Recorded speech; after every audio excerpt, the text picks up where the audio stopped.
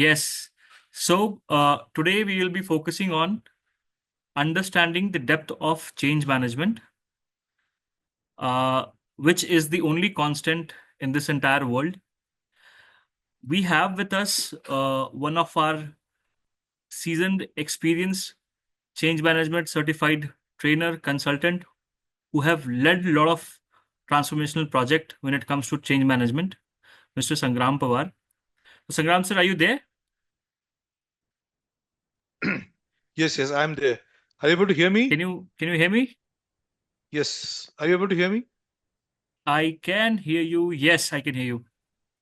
Lovely. Perfect. Thank you so much for joining in, sir.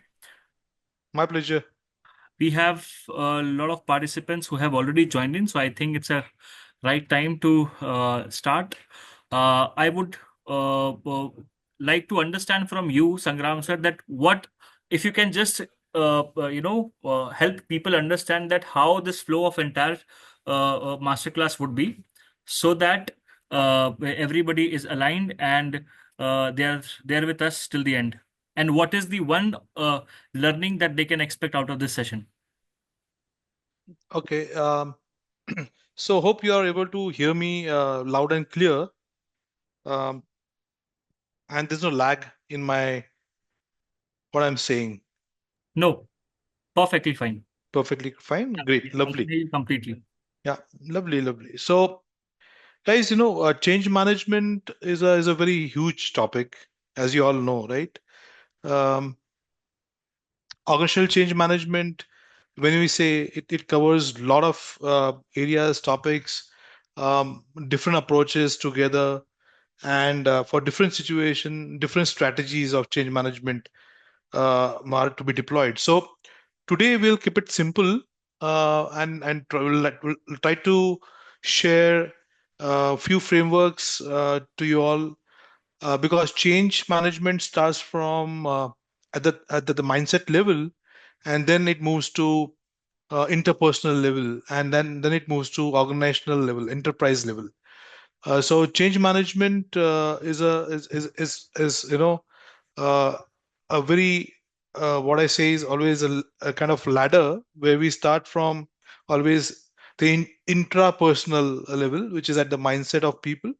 We deep dive into that, and we try to understand how we really manage those resistance of people, how people perceive change, what happens when change is talked about, what happens when change is implemented, what kind of group dynamics happens in the organization, and therefore at enterprise level how the framework should be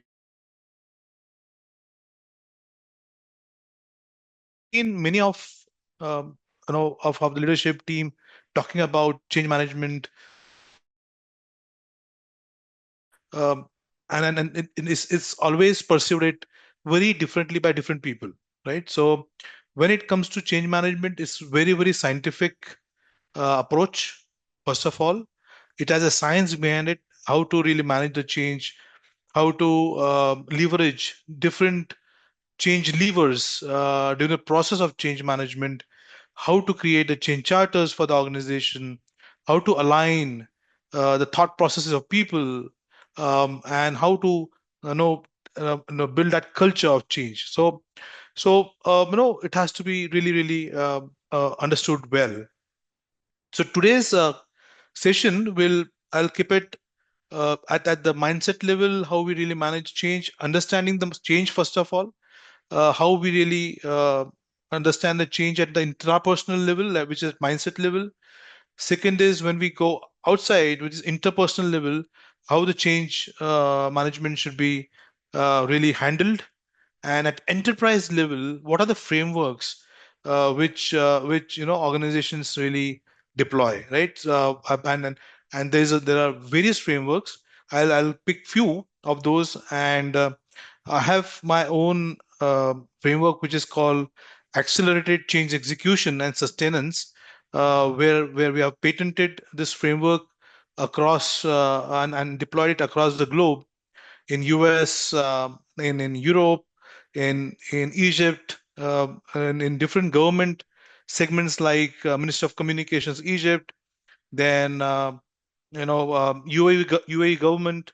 Then we have deployed it in WHO, World Health Organization, and various private sectors like Malaysian Airlines, National Australian Bank, Petroplus, Nestle's of the world, yeah, Macrovals of the world. So there's a few logos with which I have personally worked on change management and deployed this framework at large scale change implementation programs.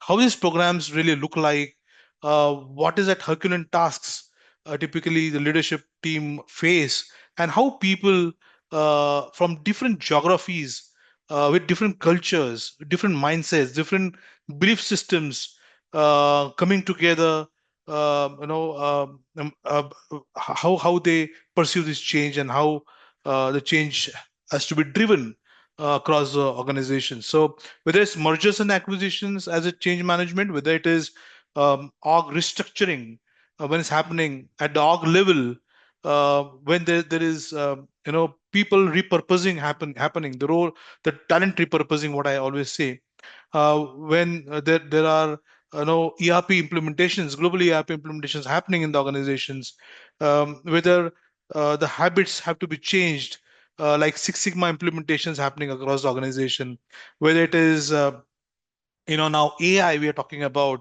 at enterprise level. So all these things are basically huge change, which requires mindset change, which requires systemic change, which requires process level change, which requires organizational level change, and how we really make people change their habits, change their assumptions, change their belief systems, and therefore align to the overall change process. So that's how it is. So that's what we are going to cover today. So over to you, Utkarsh. Perfect, perfect, perfect. So, without wasting much time, I'll hardly take 1 more minute in order to help everyone understand about that as an organization level what we do. School of Inspirational Leadership happens to be a training, coaching, and consulting organization which has been consistently working in the market from last 12 years in order to help the corporate world, the MSME world, and the large enterprises to help and scale their businesses. We train, we coach, we handhold people in order to help them get what they want. At the training level, there are 40 odds kind of training programs that we deliver. The methods of building up the training program for your organizations are very scientific in nature. If anybody would like to definitely explore and understand that how at the organization level School of Inspirational Leadership can help you in designing up your training calendar, you can definitely put up your requirements in the chat box. My team will get in touch with you and have a detailed understanding of your organization and build something meaningful which can help you to align with the strategy of the organization that you have, the vision of the organization that you have, so that your people are more effective and efficient while they are running towards a common goal that the management has built up. Right. So at the organization level, SIL is into that space.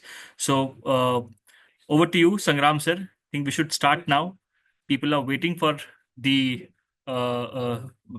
actual content which has to come from you. Okay. Sure, lovely, great, thank All you, right. All thanks, right. Utkarsh. The So virtual stage is handed over to you.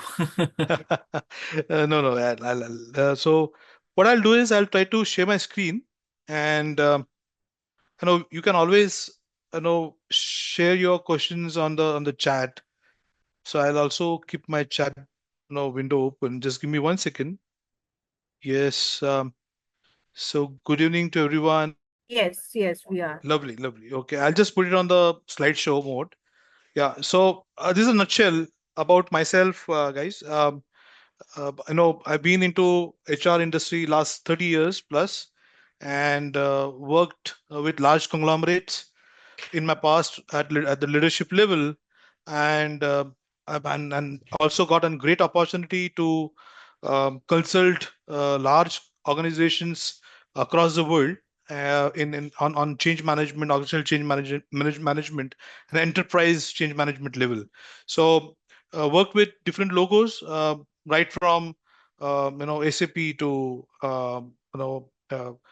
JDSU to SanDisk, Nestle's of the world, had great opportunity to work with governments, different governments of of the world, and deploy change management frameworks for different change management challenges for different projects, right? So had great opportunity to look at how really cultural diversity plays a very important role on change management, and how we really manage the change if we want to manage it globally. So great insights I'd got. uh, been recently into G20 summit, represented India on deep tech, big tech, as well as how we can develop our nation as a whole on various parts, including the talent piece. I'll just try to uh, remove this bar up. Okay, just give me 1 second. Okay, so very known rhetoric, which is given by Charles Darwin. What he says is, it's not the strongest of the species that survive, nor the most intelligent, but the one most responsive to change. Yeah, so it's very important for each and every individual to know that if someone has to survive, someone has to lead, someone has to grow. Naturally, people who are responsive to change, they are the people, those are the species who would survive and grow as well. Some people change when they see the light, while some change only when they feel the heat. Yeah, so somewhere when we talk about change management, there are various approaches. Frederick talks about four approaches, out of which two approaches are very well known. What he says is, the change typically occurs when people either see the benefits coming out of the change, what's in it for them, what's in it for me, or whether they feel the heat at the end of the change. So then only people change. So it's more to do with carrot and stick approach. That's one approach what we always talk about as a part of a change. But more predominant approach is normative and re-educative approach. What it means is, people have to be oriented, people have to be talked to, people have to understand what's in it for them, and therefore a lot of education goes into the system for really people to understand what this change is going to yield at the end of uh, the project, the program, the intervention for the organizations. So this is a case for change, guys. You need to understand what he says is, and this particular case for change is from Gartner as a source. What he says is 75% of the organizations, if you see on the left hand side as a pie chart, they fail in large scale change implementations, whether it's global in nature, whether it is org wide in nature. The reason is, the sole reason is because 60% of the organizations, they have change management issues, and they are not able to handle those change management issues, which are people related issues, when it comes to change implementations. And typically there's a spillover of the project's deliverables, and there is a time which gets lapsed, and therefore the whole financials gets hit for the organizations, and it's all because of people not aligned to the change, and it takes time for them to adapt. And therefore all these things are about change management. And believe me, people pillar in any business is very, very vital. Naturally, when it comes to balanced scorecard kind of philosophy, at the bottom, though they show people as one of the perspective, people is a foundation for any organization, and people drive businesses, their behaviors drive businesses, and therefore anything which is related to people, whether it is mindset change, whether it is tool set change, whether it's skill set change, is all about change management issues. And many organizations, they fail to understand that it's so vital for them to really plan for change management even before they think of deploying a change, or designing a change, and therefore creating a program of any intervention to be deployed in the organization. The change management starts before even you have planned for any intervention in the organization. So that is the time where change management have to be thought about at the first level itself, understanding what is the overall gamut of change, how big is the change, and how it's going to impact people in the organization. And if you see enterprise, okay. So if you look at the top 10 barriers to success for large scale implementation, if you see for top five, out of top 10 are related to change. So resistance to change, inadequate sponsorship, unrealistic expectations, case for change not compelling for people. People don't know, why this change or why अम्मा this general में जाती program is रहती being मेरी launched. Yeah, no change management program. So if you see out of top 10, the top five areas which really is all related to change management, and this is what they say. And resistance to change is 82%. Okay, inadequate sponsorship from top leadership, from leadership at the middle level, is 72%. Unrealistic expectations out of the change program from people is 65%. Case itself is not so compelling for change, so people don't understand why this change is required in the organization, and is it really going to make sense, how is it related to their individual growth and organizational growth. No change management program at all. So we only design the project plans. We are good in making project plans, but what about the change program, which has to be interwoven to the project plan, which typically organizations they fail. What organizations they do is they have only one thread which keeps on running, which is called communication plan. Communication plan, though it is one of the lifeline of any change management program, but that's not enough. So there are very many areas in change management which has to be holistically looked into as a part of your change strategy, change charter, when you design those change program for the organizations. So therefore it has to be managed really really skillfully and with a scientific approach. This again one of the case studies, the Standish Group survey on implementations in companies with more than 500 million dollars in revenues. If you look here, this is again the ERP implementation kind of a system implementation for the organizations. The average cost overrun is almost 170%, which is a huge impact, right?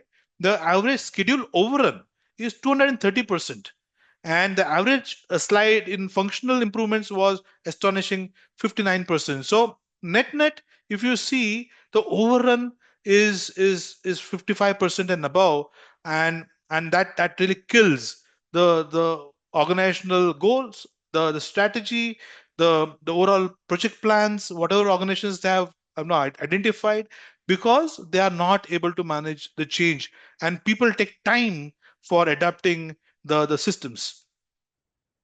Now let's understand, at the deeper level, as I said earlier, at the intrapersonal level, at mindset level, how the change looks like. And this is one of my favorite slides where I speak on this hours and hours. But today we have only 1 hour, so I'll not take much time. But if you see here on the left hand side, it is a valley of despair.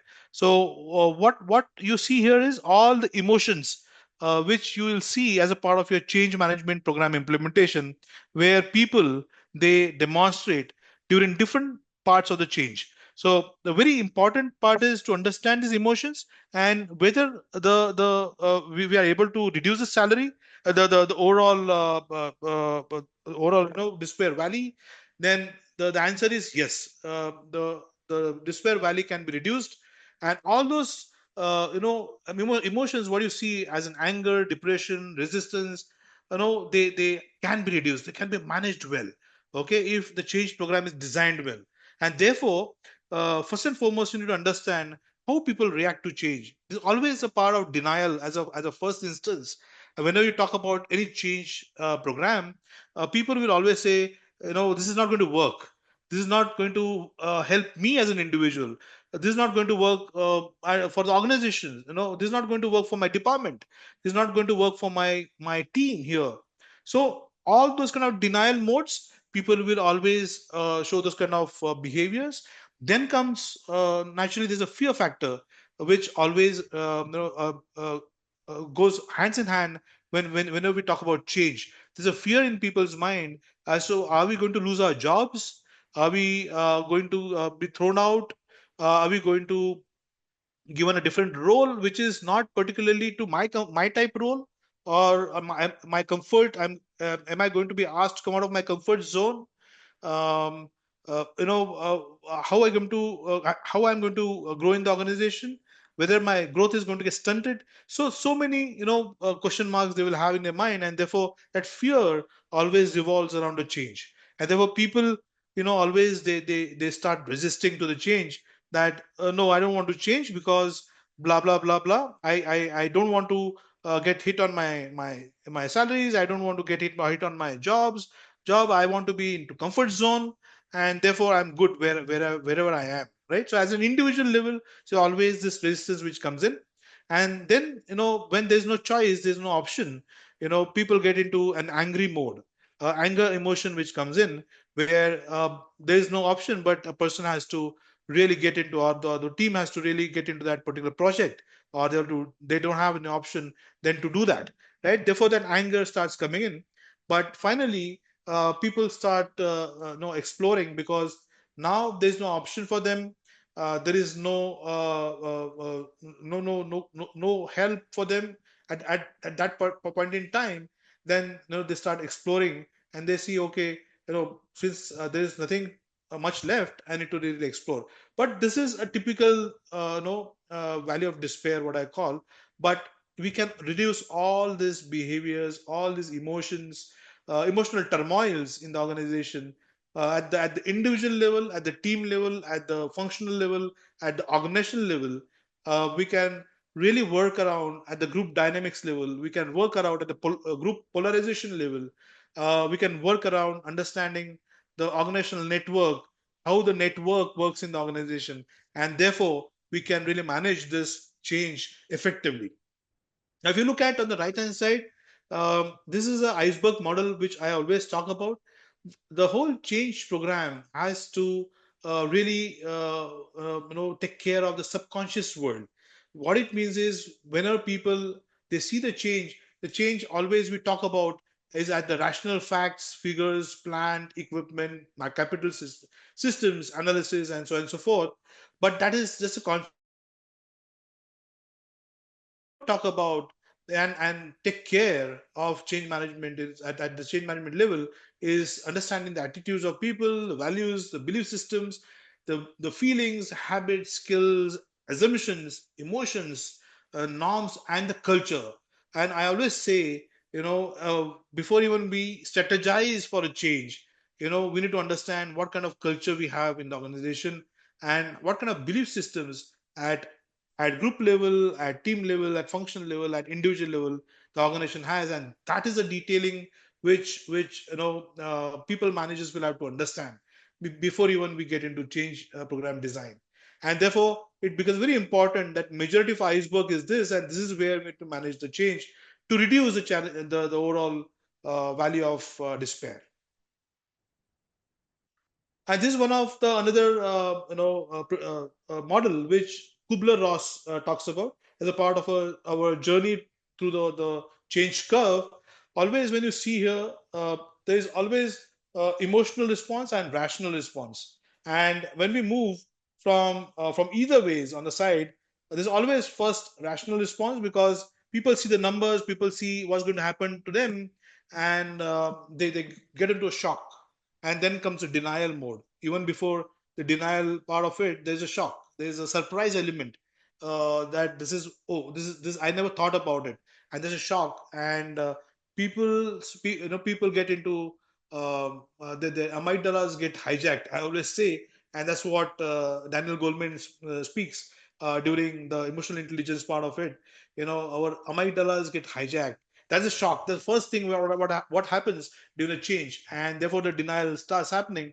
and then people get into either frustration and anger mode, and then move into blame game, or a bargain mode, and then bargain to people get into exploration, what I spoke about earlier, which is testing mode, and then integrate and sustain. So this is the Kubler-Ross, but more or less all these emotions what you see here, out of which rational emotions are shock, denial, testing. Testing is a rational emotion or response. Integration again is rational thought process, logical thought process, and sustenance is also a logical thought process. Out of which the emotional responses are frustration and anger, blame and blame.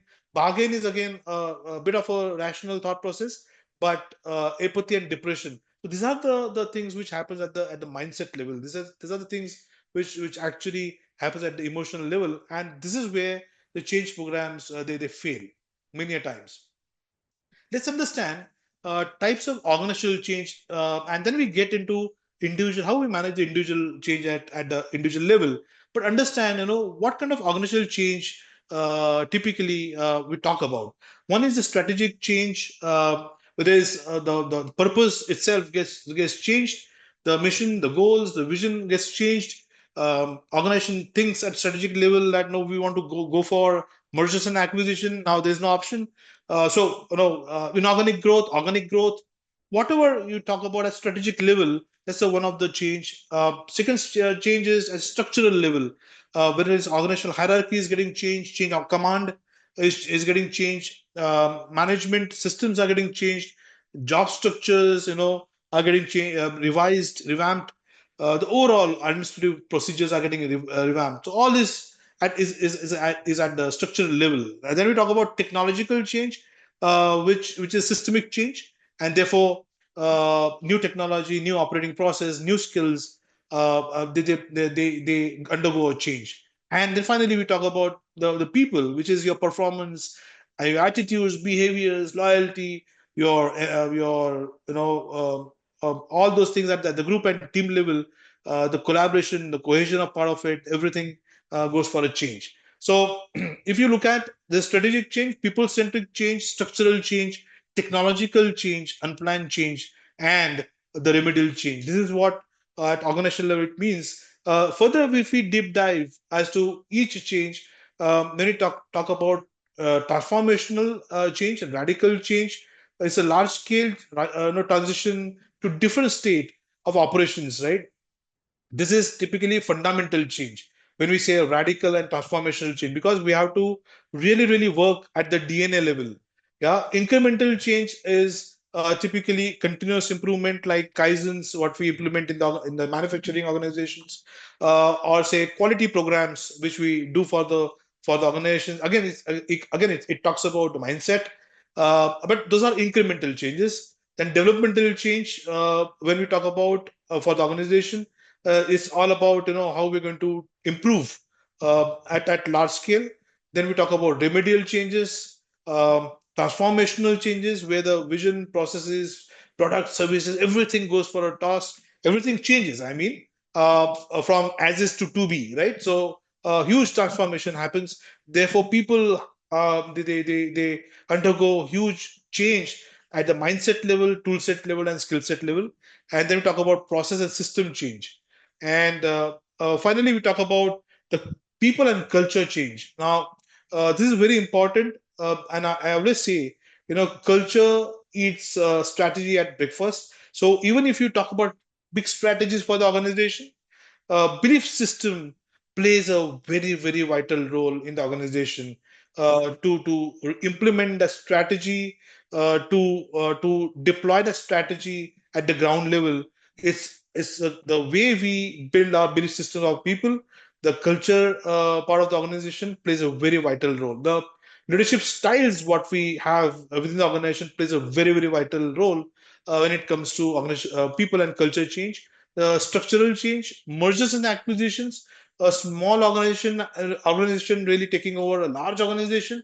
Many times we have recently seen a couple of change or mergers are happening. Like we have seen one of the biggest case study in front of us is the Tech Mahindra taking over Satyam. was one of the biggest merger acquisition which happened. But the Satyam footprint was huge on technology front, and the customer base what they had, and Techem was into specific area. But when they got acquired, there was a huge change which happened, which we always say it's forward integration and it's reverse integration. So when it comes to reverse integration, reverse mergers and acquisition is much more painful for the organizations, because it's like, you know, you're deploying the systems and processes of a smaller organization in a larger organization. We talk about demerger as well. Sometimes organizations, they get merged and again they get demerged. Again, that's a huge change. We talk about downsizing. Again, it's a huge change. Relocation is a huge change. Coming to understanding of how typically organizational change chasm works as a part of as a law of diffusion. This is what you see in front of you. Very interestingly, if you see here, any change happens at 2.5% of the population, which are your innovators and techies who understand, who drives the change. They design the change. And then we talk about the early adopters, which are 13.5%, which are your visionaries, and they know that if they adopt this, there'll be a bright future in front of them. So these are the two sets of people. Typically, 2.5% and 13.5% are the people who are pro to change. Now, if you look at the remaining part of the organization, and if you see the chasm here, this is a change chasm. What I'm talking about, you need to understand, we have to move from this population to this population, which is a major part of the organization. That is actually the change management program what we talk about. And this is where organizations, they fail, because there's a chasm between the mindsets of the people who are early adopters and the mindsets of the people who are late majorities in the organization, because they are the people who are in the comfort zones. They don't want to change. They are loyal to the organization, but typically they avoid the change. So this is the chasm which we need to really cross over with the change management program. And 34%, if you see, are the early majority pragmatists who are practical people. They know if they follow early adopters in the organization who are the innovators, they will benefited. Therefore, these are the people who are typically are the people who are pro for change, but they don't show that they want to change. They will take some time. They will take some time. They will see how the things are moving in the organizations and how the change is happening, and then they will quickly jump into the bus of the change, right? And then we look at the late majority and the laggards, which is 16%. Now, what you need to manage is this three major parts of the organization. One is the innovators, the second is the early adopters, and third is your early majority. When you take care of these people, believe me, these people get aligned. There's no option for these people. Okay, and therefore either they are part of you, or part of your change, or they are out of the change, right? So typically late majorities are conservatives, yeah. And typically organizations will have to carve out a strategy to manage those kind of redundancies in the organization when it comes to overall change chasm and organizational change management.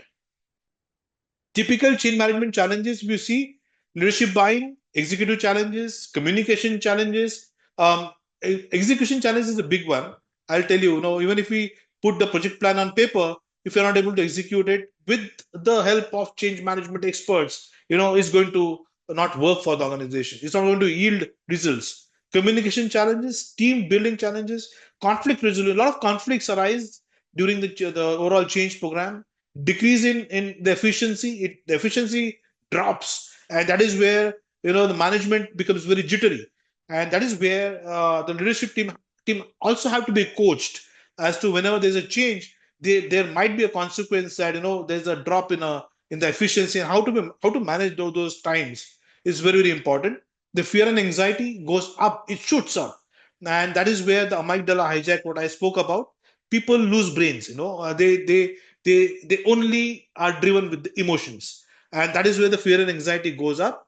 The redundancies are identified during the change program. And that is where people are afraid of that if I become redundant tomorrow, what is going to happen to my jobs?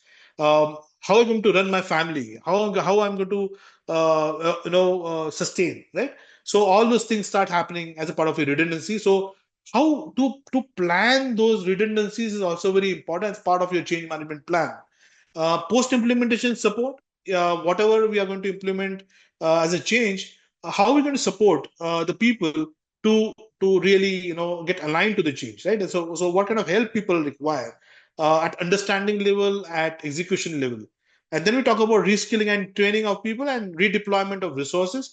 Now, redundancies and redeployment of resources are very critical whenever the change program is deployed in the organization. Whenever change happens in the organization, there will be some redundancies. Therefore, how we're going to manage the redeployment, repurposing of resources is the first option for any organization to embark on as a people strategy. Because what kind of signals we are sending outside in the market is also very, very important when you deploy the change in the organization. Very importantly, we have the ACES framework, which talks about different blocks at different level, and it starts with always, building foundation, leveraging commitment of leadership team, and then we talk about building the OCM competence in the organization itself, because one person on one leader, or one CEO, or few people in the project will not be able to manage large scale changes in the organization.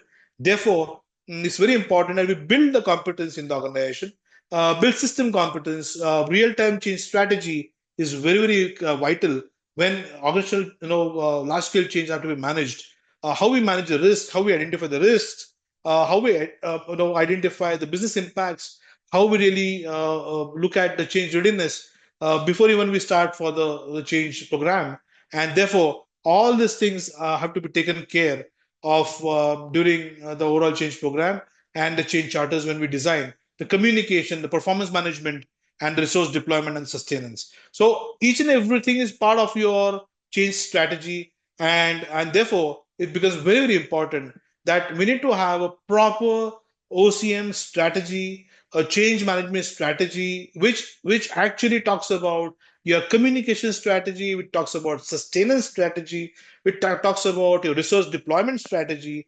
It talks about your training and development strategy. It talks about a reward and recognition strategy. It talks about your process and system strategy. It talks about understanding the downstream impact and analysis and the risk management strategy. And these are all the strategies which gets combined as a part of a change strategy. And therefore, it starts with always the diagnostics, and then further we move into the rollout of the strategy, and therefore we move into the post implementation part of the strategy. Now this is one of the example of SAP implementation. Now this example is just for your understanding purpose. Any SAP implementation starts with project preparation, business blueprint, realization strategy, final preparation, and go live and support. Now, this is typically a old SAP implementation, which was earlier called as ECC 6.0 or say R3. Now, this is system implementation. Simple for you to understand. Simple system implementation. And during system implementation, these are the phases, 5 phases through which the system implementation happens. Now, whether it is 1 year, 2 year, 3 year for the organization to implement this strategy or the system implementation, but we need to have people onboarded for this, right?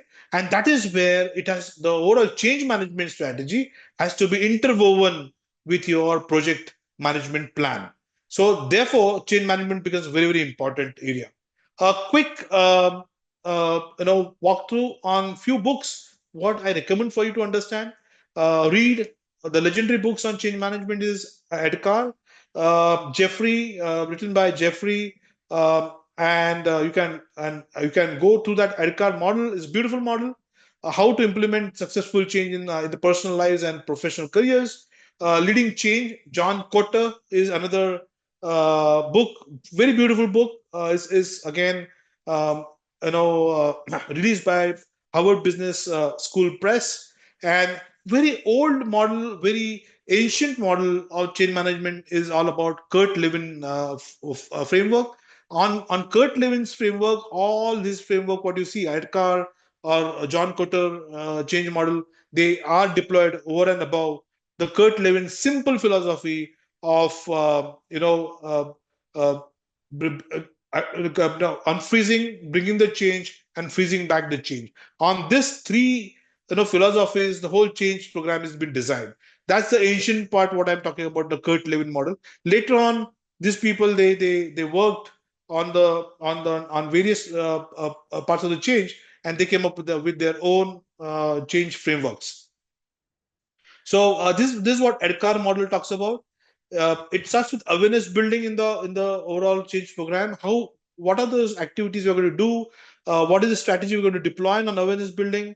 Um, then comes the desire part. You know, desire part really talks about working on the compelling need of the change. How we really communicate that this change is really need of an hour, and there's no option for us to move to move away from this change, because this is going to be do or die situation. So how will you create that desire in people? Then it comes to knowledge, how part of the change, which is transitioning part of the change, helping people to understand the change and then adapt to the change. Ability, which is again part of your capability of change. And then we talk about the future, which is what is the end result we are foreseeing, and what kind of reinforcement is required. So this is how typically the EDCAR model talks about. The earlier three is enablement zone, building awareness, desire, your knowledge, and then the remaining two is all about engagement zones, where you engage with people more. So coming to Kotler, eight steps, very significantly, he says in his research, and there's a book which I spoke about, beautifully is written that first and foremost is we need to create the urgency. We need to create that compelling need of change. Until unless we don't create that, people will never understand that okay, now it's time for us to change. There has to be a siren. There has to be some bugle which blows in our ears, saying that now, hey guys, there's no option now. We have to have this urgency. There's urgency. There is no option for the organization. We have to get onboarded for this change. And what is this change all about, right? Then form coalitions in the organization. Think about powerful coalitions in terms of the group dynamics. Third is creating vision for the change. What is that short-term and long-term no, vision we have for this change, and how is it going to benefit people? Communicate this to the people is very, very important at any point in time. Remove obstacles, apprehensions from people. If someone is really not for that change, we can give that different kind of roles to different people, so that we can manage the obstacles. Create quick wins. This is very important, that people don't have patience, guys, and that is where we don't understand that we need to come up with some success stories while we are in the transition of A to B, which is a part of your change. And therefore quick wins helps a lot for people to get self motivated. And therefore we need to always have success stories talked about as a part of your change model. Then capitalize on the change and anchor the overall change. So these are the eight areas of the change management. Coming to the recent study which has been done by Prosai, they talk about the maturity framework of any change. Now you can go ahead and map if your organization is today undergoing merger or acquisition, or say ERP implementation, large scale change, org restructuring is happening, right? You are entering into new geography, and therefore the whole business is moving in that direction. Huge changes happening at the belief structure level, huge changes happening in the habit level. So try to map your organization against this framework, where it talks about whether it's level 1, level 2, level 3, level 4, level 5. So level 1 talks about ad hoc or absent. Your change program is not there at all. You have not thought about change management. Okay, we only speak about project. ये project को लो और deploy करो. Okay, there's no other option, guys. But what about change? What about people? What about how we're going to manage people's emotions? How we're going to communicate to people? How we're going to sustain the change? How we're going to really manage the performance of people? How we're going to reward people? How we're going to recognize people? What's going to happen for redundancies? So all those things are absent, absolutely absent, right? There's no talk in the organization. Okay, so only technical things are spoken, but who's going to speak about people? Isolated projects, there are so many projects running in the organization. Every function, every individual in the organization comes up with an idea and they start deploying the projects. Now imagine that organization is made of a value chain. What it means is people are dependent on each other. There is no isolated entity in the organization. It's all dependencies in the organization. It's a value chain. Therefore, if you create a ripple in one function with a project, is going to impact. There's going to be a downstream impact, and people are going to be involved from different functions. And that is where if a person is involved in too many projects, people get lost at the end of the overall project, right? So the program, I mean, and therefore isolated projects is a second level. Multiple projects, organizational standards are not there at all, and there's no competency build at all in the organization. People don't know how to manage the change, but people want to go ahead with the change. The management wants to go ahead with the change. Yeah, there is no going back. But okay, fine, all that is fine. We have decided to move ahead with the change, but now it's time to really build a change program so that people expectations are managed, people are managed well, who are going to drive at the end the overall change, right? For you. That's very important. I'll not take much time because we're already at 4:58. But I'll just quickly talk about a simple philosophy of a belief system. And this is what I always say. Pictorially is better to really visualize that if I want to move this iceberg in different direction, I need to hit the bottom of the iceberg, which is of your assumptions, culture, the overall belief systems of the organization. And therefore, if you see here, it's all the work which is required to be done is at the A level, and then we talk about the B, and then we talk about the results. But unfortunately, we start speaking on the results first. Yeah, we don't give heed on the core beliefs of the organization. We don't go give heed or understanding the behavioral part of the organization, the cultural part of the organization.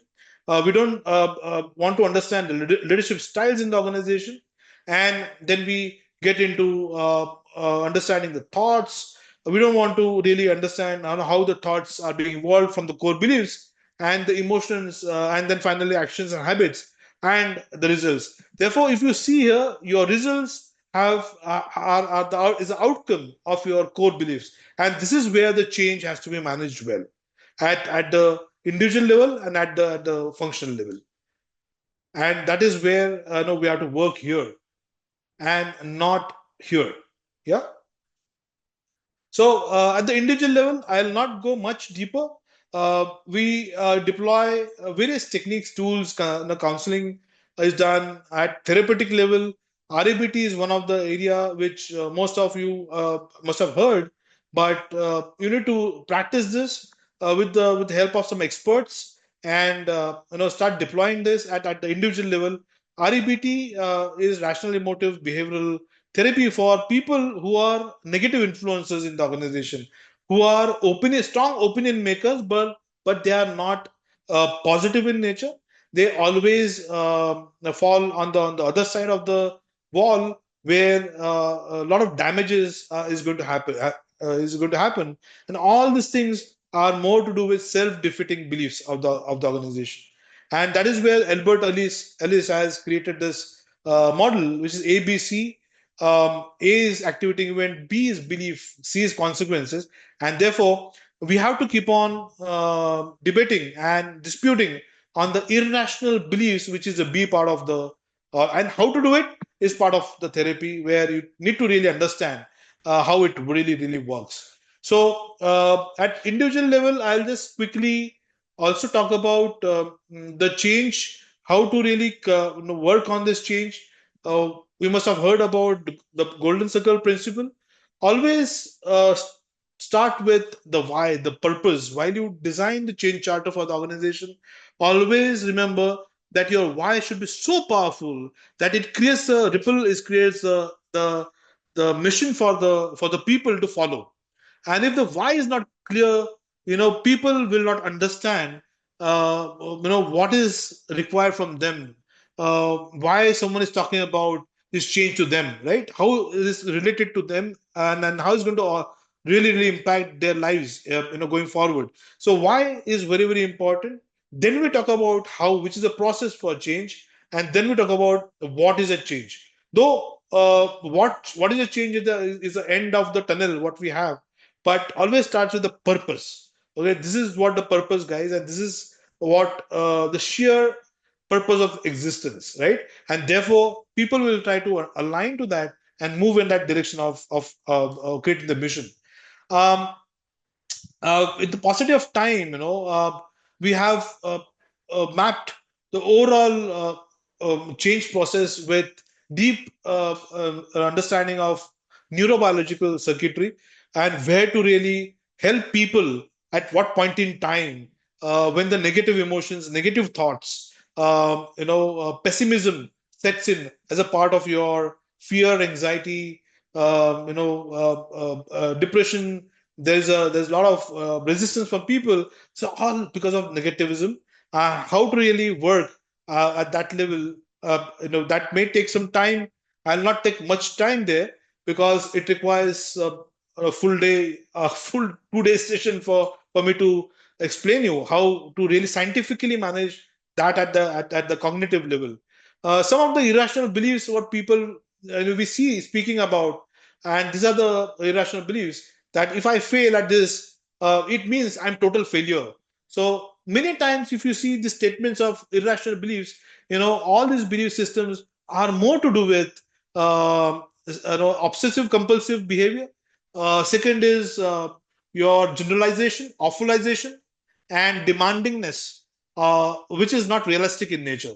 So these are the few things which really impacts the individuals. They bloat the things irrationally, and it actually is as good as uh, you know control fallacy, I'll say catastrophe occurring in the organization. So all those things typically impacts the belief system of the organization, and people, they go through all this churn, and this is where the people managers have to be taught how we can stop people generalizing the things there and there itself and start communicating which is more rational in nature. And that's part of your communication strategy when you build a change program, and this has been designed before even your change program happens. This awfulization, typically losing this job would be end of my career. This is how people they speak. Or this is more, if this project fails, it will be a disaster.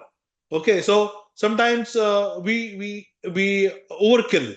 It's really make the things very overwhelming for ourselves, and when it goes to negative side, it really impacts me as an individual to adapt to the change. This is a positive circuitry which we talk about. I'll not get into this. There's one more model on which we work is the ohm resistance model. So if you look this very beautifully stated model, and if you look at any trigger as a part of change, when you start talking about, people will start reacting to it. Right now, your change program has to be designed such a way that from reaction to realization is a journey. Now, how to create that journey has to be part of your change program. Now, if you don't have that plan in place, you will see people reacting, and there is no end to that, right? So, how you are going to create that realization from only reaction to realization?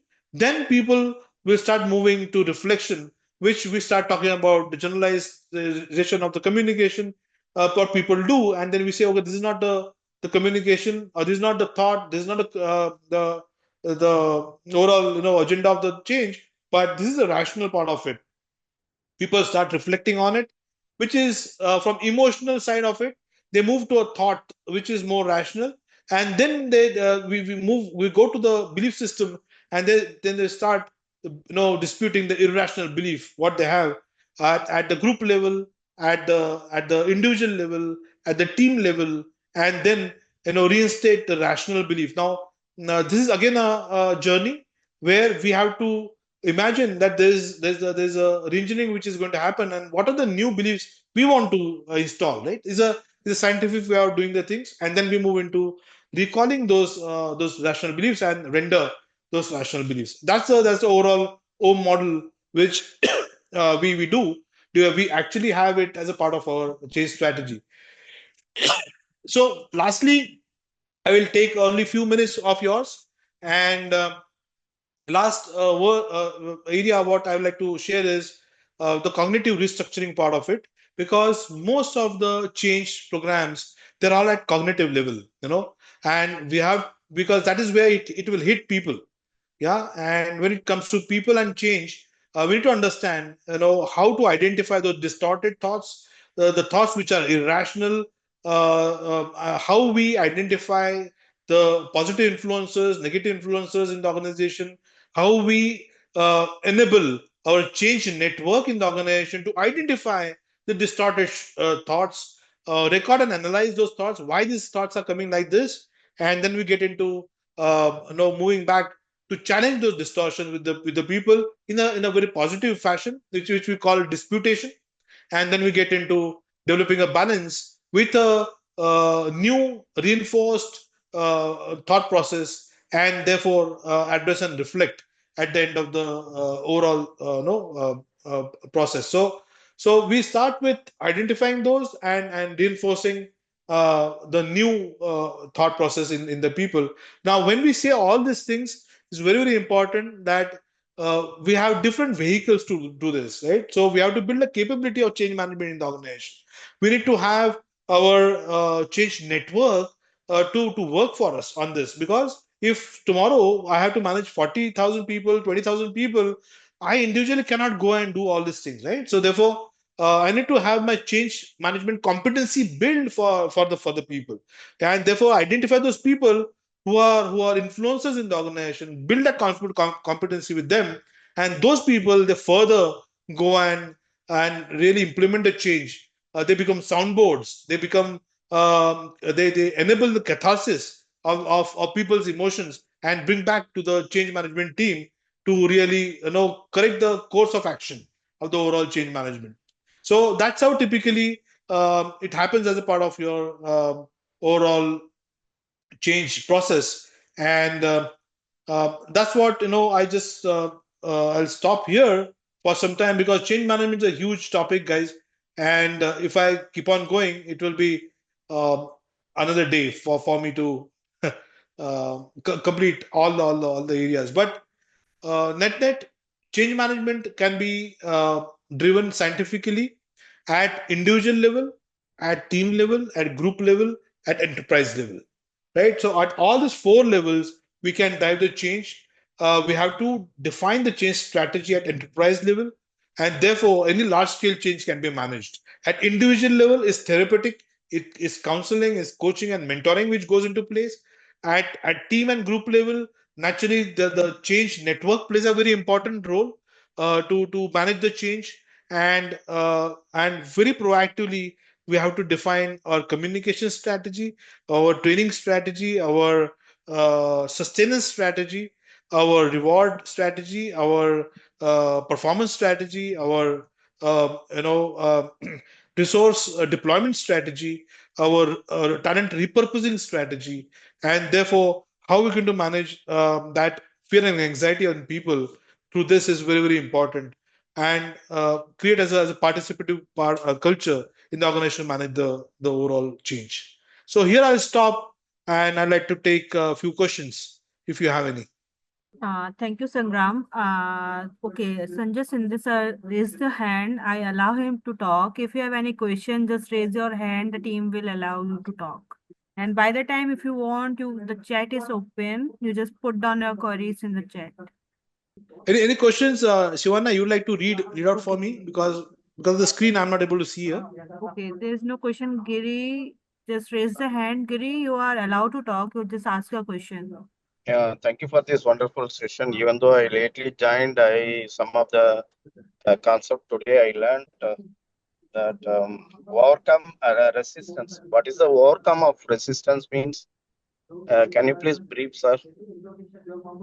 No, so see how we overcome the resistance. That's what the mind map is all chalked out here. But I talked about this O model.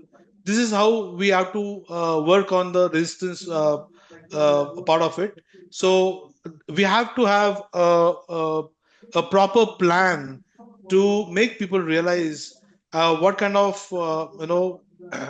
rational thoughts the change has as a part of change program. And when I say change program has to have all that communication strategies should be to be designed, the content to be designed properly, so that we make people realize that this is what the rational part of the change is all about. Because the first instance is always denial of people. They will react to the change because they are afraid of their fear of losing the job, the fear of moving out of the comfort zones.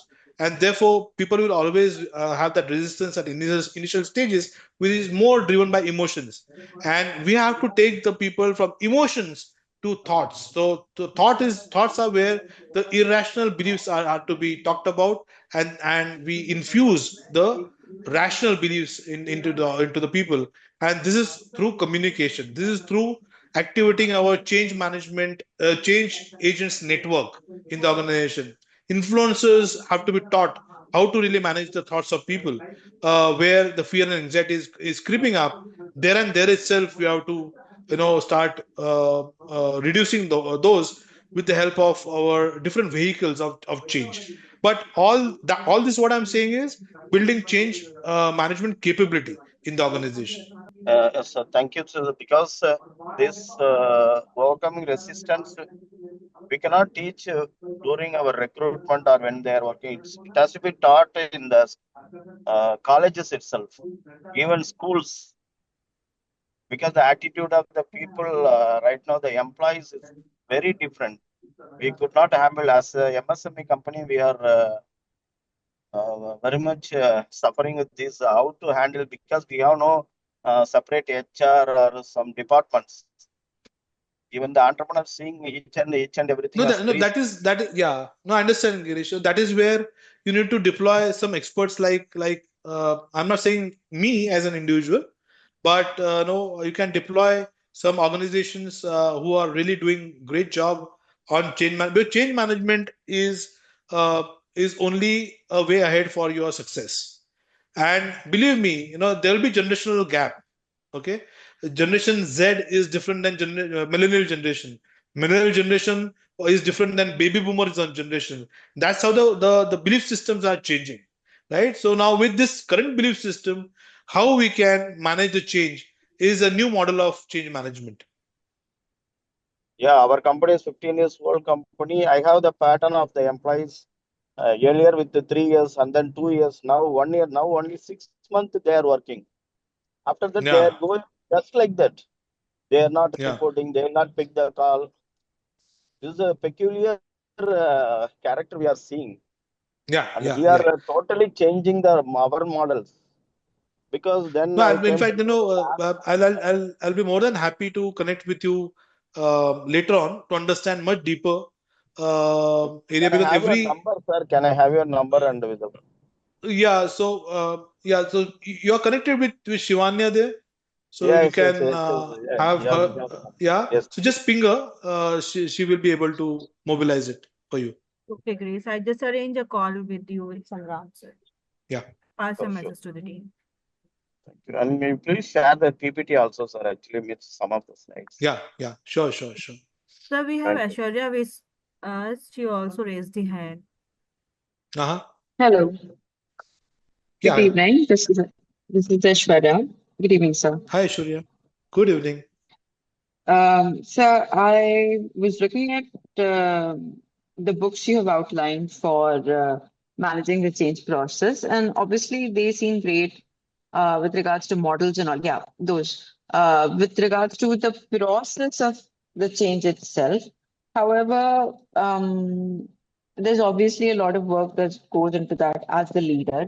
I wanted to ask you, what are your recommendations for books for So yeah, leaders so with you regards to yeah. uh, one second, please let me finish. With regards to soft skills that leaders would require for this. Yeah, so software part I'll talk about, but this is what you can have best fit at the framework level. Okay, so when you're reading the books, driving the organizational Yes. cultural change is Bridges model and Kota. You should refer to tech implementation, ERP rollouts, ProSci three-phase, ADKAR model is there. You need to refer to change, leading change from C-suite at leadership level. Kota and three lenses model is there. Change with people heavy resistance. Again, bridges transition and ADKAR model is there. Designing change strategy to execution plan, PCT model, and Kota framework is there. Now, these are all frameworks scientifically Yes. driven in the organization. Okay. At the Okay. soft skill level, I would ask you to just go and read the area what I spoke is the rational emotive behavior therapy. So this is Alice Okay. Albert's book. What you can go and refer. It's beautifully written and very scientifically drawn out of cognitive behavioral therapy.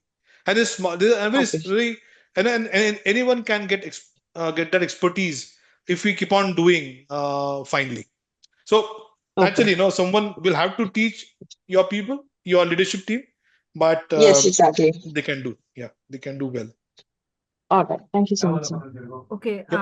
Sangram, there is a question with Ranjana. How to deal with the outside uncontrollable circumstances change even though we are prepared in advance?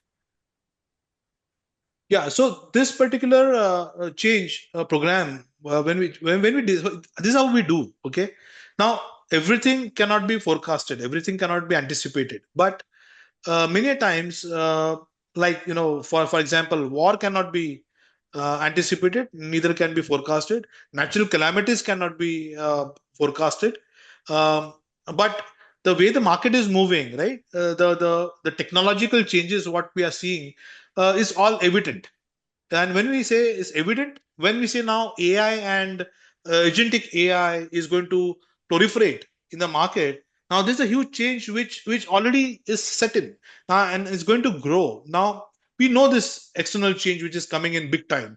So I don't know what role you are playing, but um, at HR position or say at an entrepreneurial position, we have to start building a change strategy and change charter for the organization as to how we are going to manage those external changes like technological changes which is going to drive your business tomorrow, and how we actually slowly bring that normative re-educative approach. When I said Frederick's four approaches, out of which two approaches are very very famous, is Frederick Nicholas approach. That's what I'm saying, talking about.